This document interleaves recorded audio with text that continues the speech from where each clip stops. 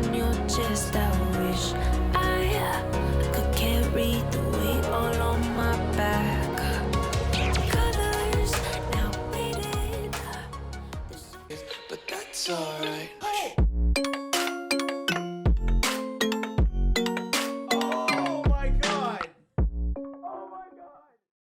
Yo guys, what is up? Moxsy on Borderlands 3 video, and today we're going over our new melee Amara build, or melee slash gun build, because we're going to be dealing both gun damage and melee damage at the same time with the new Blade Fury assault rifle. Now this Blade Fury, which comes in Vault Card 3, deals both melee damage and gun damage, and both synergizes with melee damage and gun damage skills.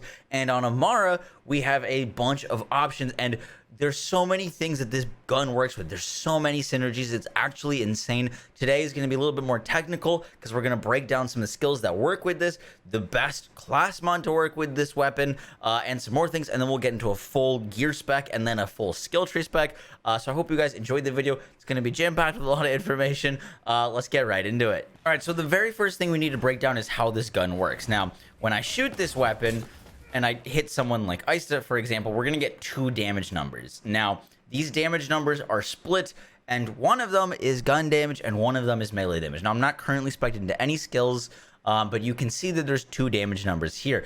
Now, in Sanctuary, it looks like the gun damage does more damage, but that's because it doesn't get melee scaling in Sanctuary. Sanctuary has no scaling in it. So with Mayhem scaling, you can see that with no skills, I'm not wearing any gear, no shields, no anything. We're getting 15k gun damage and 164k melee damage, meaning that when we're building with this thing, we're going to want to prioritize things that boost our melee portion of the damage and things that synergize with the melee, and then use more gun stuff for more utility based, because with this weapon we're just simply going to be dealing more melee damage of a portion of it than we are going to be dealing gun damage, and melee damage is going to have some cool scaling things. So just explaining that. All right, now let's talk about class mods. All right, now I want to walk you through how we arrived at what class mod is best for this weapon. Now, right now we're in Sanctuary. When I shoot this weapon, we've got no Guardian rank on. We're doing 24k, 28k. Guardian rank is disabled, and note that the 28k is obviously lower. We're in Sanctuary. Our melee damage is going to be lower because we're not getting that scaling. Now, when I put on a Kensei, which is going to give us our action skill, activating action skill, Amara deals 10% bonus melee damage over a tuned element type with her weapons for the next 6 seconds. I'm going to activate my action skill. Now, I'm rocking right now ASE Radiation, ANC Incendiary. We're going to look at the shock damage because I'm attuned to shock damage, so that is where the Kensei damage increase is going to go. Now, if you see, all of those ASC elements and everything up there is all attuned to the gun damage.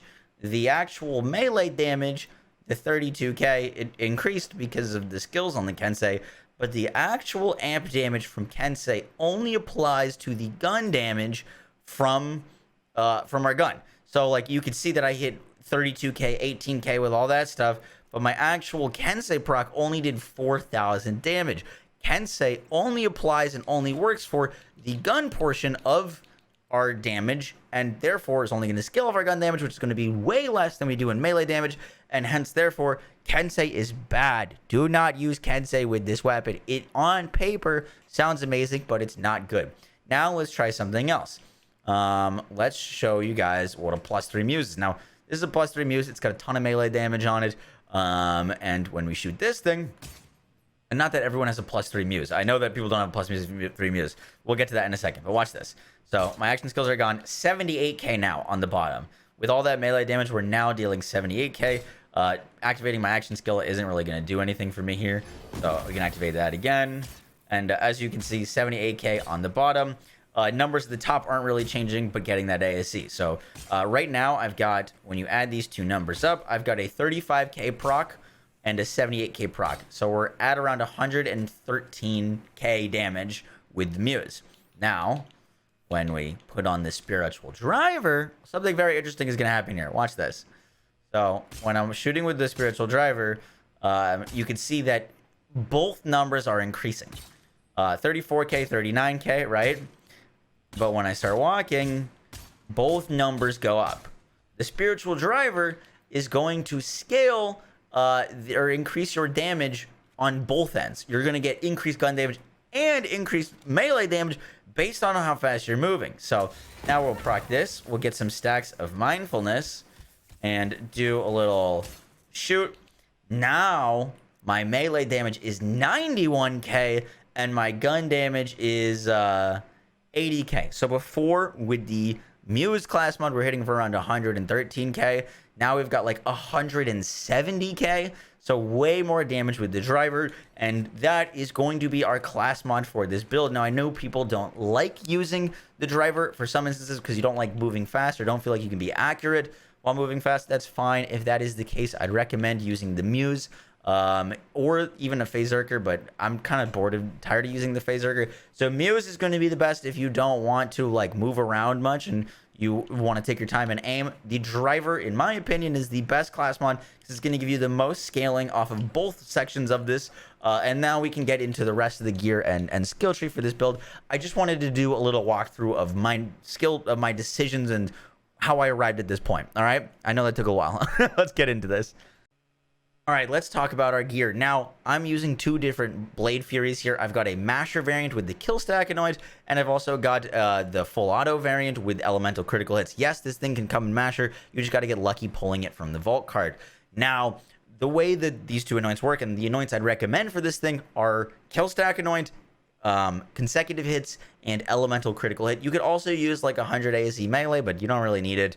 The reason these anoints are so cool, and we'll talk about elemental critical hit first, is because this works so well with the Unleash the Dragon artifact. Now, the Unleash the Dragon is going to light enemies on fire when you deal melee damage. It is a 100% guaranteed chance to light enemies on fire, and this anoint, the critical hits, cause status effects of that element to explode. Now, normally, melee cannot crit.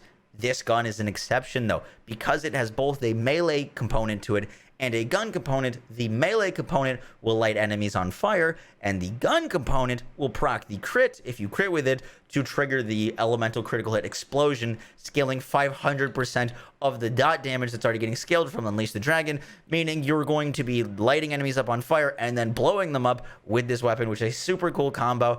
The other combo I really like using with this thing is the static charge. Now, you can use an elemental projector static charge for the most damage.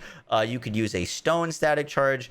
I've been really liking, honestly, a knife drain static charge just because I can stay alive forever.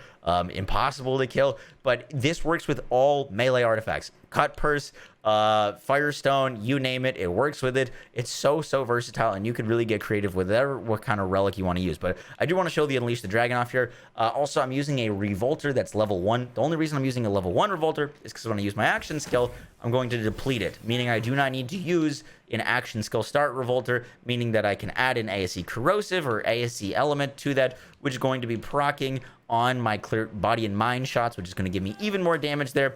Plus, whenever I kill an enemy with my Guardian rank on, I'm going to get Shield Reboot, which is going to trigger it, and then it'll deplete again. So I'm constantly getting the Revolter, and I don't need an Anoint to constantly get the Revolter. Pretty busted. Level 1 Shield are super easy to get. Just let the item drop, and then save and quit, and go to a Lost Loot as a level 1 character, and you'll get a level 1 Revolter. But let's show off these things. So we're going to use Unleash the Dragon real quick.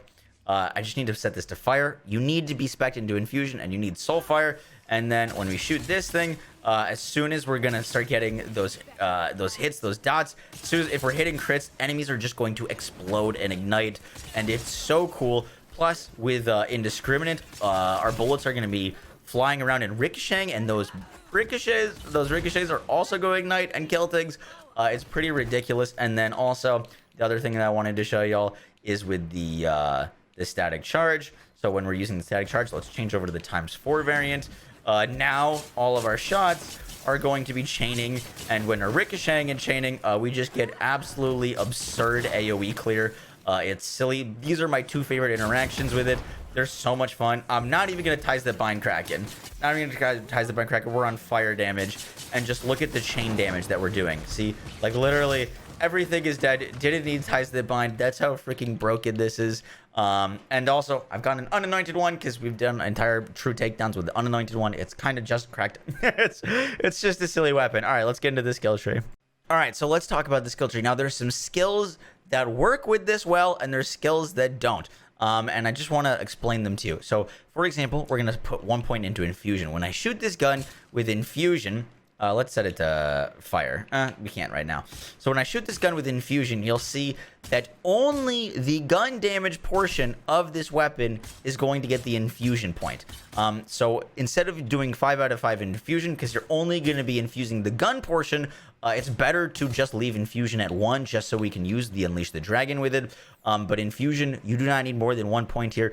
Just get the gun damage doing that element because it is not going to benefit the actual melee portion of it, and once again the melee portion is more important to us. So we're going to go 3 steady hands for that accuracy and handling so that we can hip fire more accurately, and we're going to go 4 into anima so that we get better dot damage, especially with the Unleash the Dragon if you do want to go that route. Next up, I want to show you illuminated fists. So once again, you can see that the melee portion is not doing any elemental damage. When we spec into elemental illuminated fist, it's going to convert our melee damage into our action skill element. Let's set that to fire now. And you will see, once again, that also does not work. The only reason we're speccing this, though, is because it is more melee damage. But that elemental damage conversion is not going to happen with this weapon. It's only for the only infusion proccing with the gun damage part.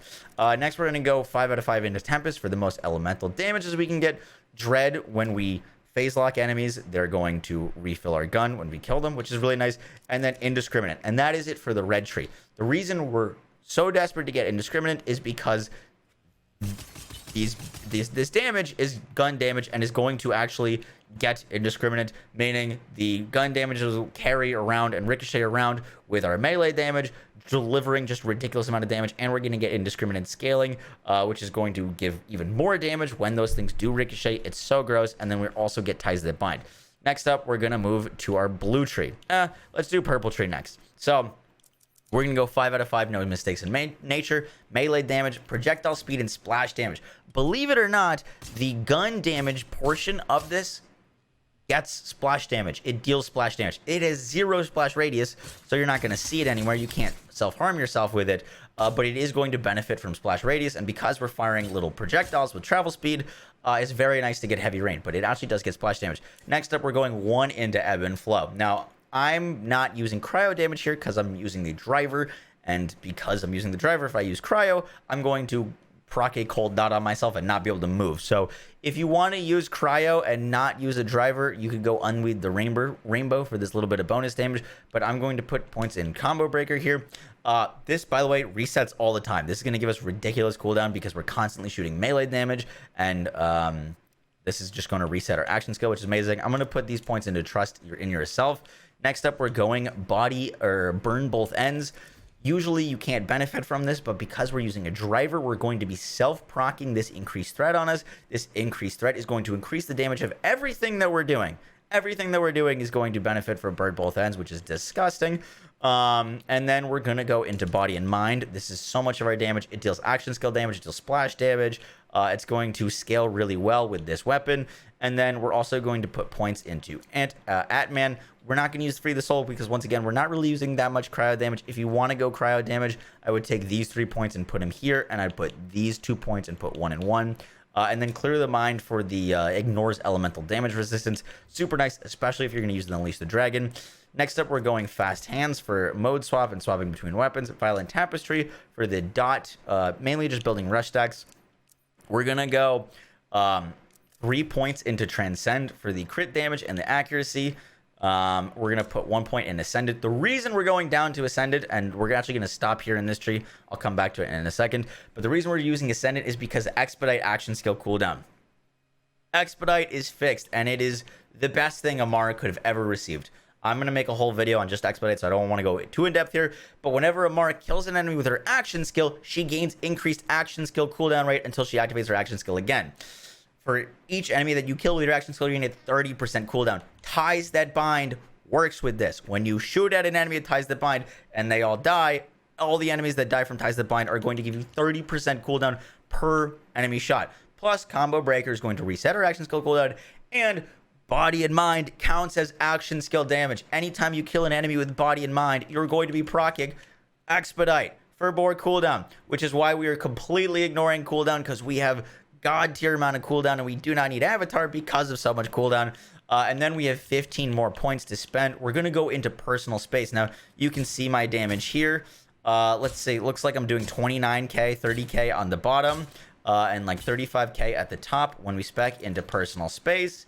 Now 54k at the top, and 29k at the bottom. No, the bottom didn't change because it's still melee damage, but the top did change. So even though it's not a lot of damage from personal space, we can squeak out a little bit more, put these points into clarity. Once again, our gun does splash damage, so do a lot of our other things. So we're going to get body and our splash damage increases here. Mindfulness with the driver is super great. 1 point into find your center for that melee damage increase. And then we've got 1 point that you could toss anywhere you'd like.